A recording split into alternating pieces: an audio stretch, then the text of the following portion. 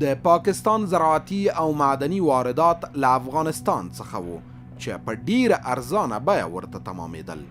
که یوازې د ډبرو سکرو احصایه په پام کې ونیسو نو دوی د خپلې اړتیا لپاره د افغاني سکرو پر ځای باید افریقایي او اندونیزیایي سکرو ته مخه کړي چې قیمت یې 2 چنده کیږي.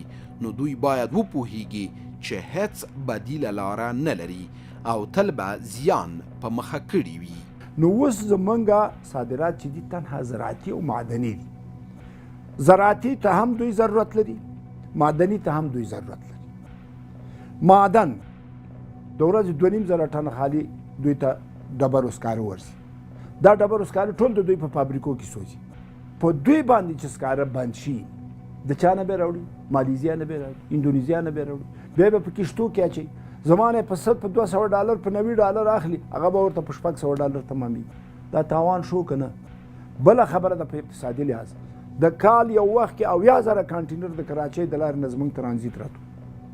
په دې باندې 80,000 موټرې د پاکستان مصروف، په دې باندې 80,000 ډریور د پاکستان، په دې باندې 80,000 کور د پاکستان مصروف. دا ټول لاړ، دا موټرې اوس ودرېدل. دا ټول هغه څه دي ترانسپورټ ودرېدو. قام موجود دي زموږ په کشتم کې. پروز کال 15 لکه ټنه خالي دوی کچالو قزاقستان ته لیږلي. 15 لکه ټنه، 1 میلیون ټن د دوی مالټا او کینو او عام او دا مرکزي اسیا ته ځي. دا څوک وړي؟ خو د پاکستان ثروت دی.